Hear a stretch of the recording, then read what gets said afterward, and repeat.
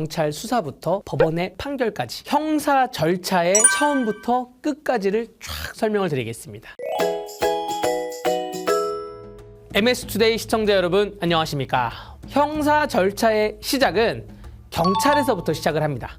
경찰이 인지하거나 혹은 고발장을 받거나 혹은 고소장을 받거나 해서 시작을 합니다. 사실 3년 전만 하더라도 검찰로부터 시작을 하는 경우도 상당수가 있었습니다. 지금 검찰청에서는 아예 고소장, 고발장을 접수를 받질 않아요. 그렇기 때문에 경찰서에 제출을 하셔야 됩니다. 고소라는 거는 내가 피해를 당했을 때 제출하는 것이 고소장입니다. 내가 누구에게 맞았다.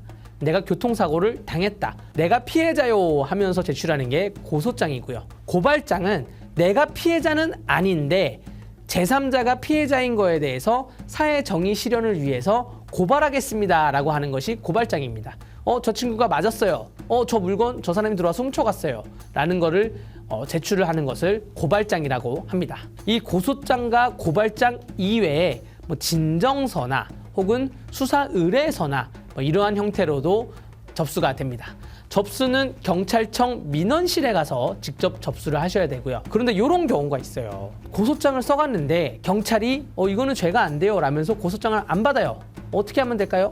우체국에 가셔가지고 우편으로 접수하시면 됩니다. 우편으로 등기로 접수를 하면 경찰서에서 그거를 다시 돌려보내주진 않아요. 그냥 거기서 바로 그냥 접수가 되기 때문에 우편으로 보내라는 팁을 하나 말씀을 드릴게요. 고소장, 고발장이 접수가 되면 입건이 되는 겁니다. 들어올 입자, 사건 건자에서 입건이 되는 건데 입건이 되면 사건 번호가 접수 번호가 부여가 됩니다. 그때부터 이제 수사가 시작되는 것이고요. 경찰 단계에서 수사를 할 때는 고소장이나 고발장을 제출한 사람을 먼저 조사를 합니다. 그러니까 피해자 조사를 먼저 해요. 고소장 내용과 고발장 내용이 사실인지 아닌지, 이 증거는 맞는지 안 맞는지, 그 다음에 이제 고발을 당한 사람, 피의자를 불러서 조사를 합니다. 그래서 이것이 혐의가 있다, 죄가 된다 라고 했을 때는 검찰로 보내는데 이것을 송치라고 합니다. 만약에 죄가 없으면 불송치를 하게 되고요. 고소나 고발을 했는데 불송치가 됐네? 그럼 어떻게 해야 되죠? 끝인가요? 이의 신청을 하시면 되고요. 이 이의 신청을 하면 자동적으로 송치가 됩니다.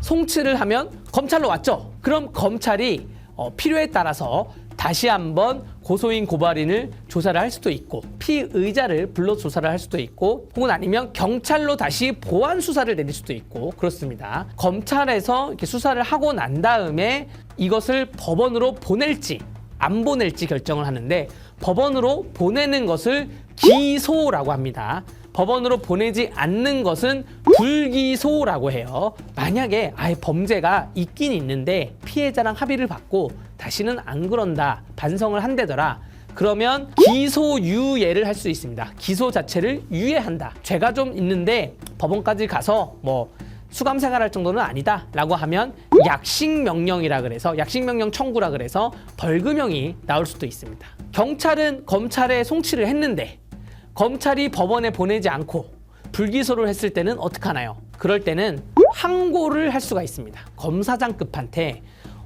그 같이 근무하는 아래에 있는 일반 검사가 판단을 잘못한 것 같으니 검사장이 다시 한번 판단을 해주세요라고 항고를 하는 것입니다. 그래서 검사장이 보고 나서 수사가 미진하네, 잘못됐네 이러면 수사를 다시 하라고 명령을 내리고요. 그렇지 않을 경우에는 항고를 기각합니다. 항고가 기각됐을 때는 재항고를 해도 되고 검사장 판단도 나는 못 믿겠습니다, 법원이 판단해 주세요 라고 해서 서울고등법원으로 보내는 재정신청이라는 것을 할 수가 있습니다. 만약에 재정신청도 기각이 되면 그때부터는 할 것이 없습니다. 통계적으로는 항고 기각률이 거의 90%라 보시면 되고요. 또 재정신청 기각률도 90%가 넘는다 라고 보시면 돼요. 자, 이제 검찰에서 법원으로 사건이 넘어왔습니다. 1심 재판은 구속 피고인인 경우에는 6개월 안에 끝나야 되는 그런 규정이 있어요. 그래서 판사님께서 첫 공판기를 열고 범죄 사실에 대해서 그 검사에게 무슨 범죄인지 듣고 피고인이 인정하는지 부인하는지 듣고 이런 식으로 해서 재판이 진행이 됩니다.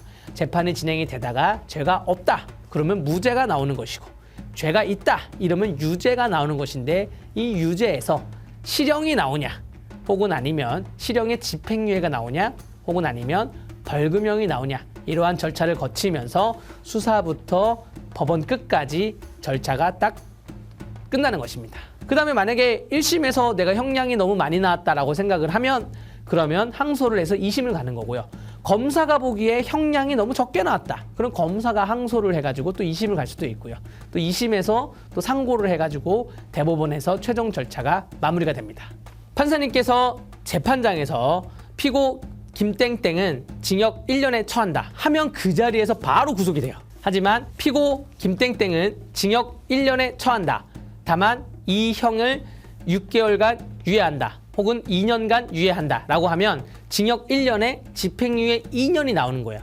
형을 처하지만 집행을 하지 않겠다. 집행을 유예하겠다는 거기 때문에 2년 동안 집행유예 기간에는 별다른 사건이 없으면 이 1년은 2년이 지나고 실효가 됩니다.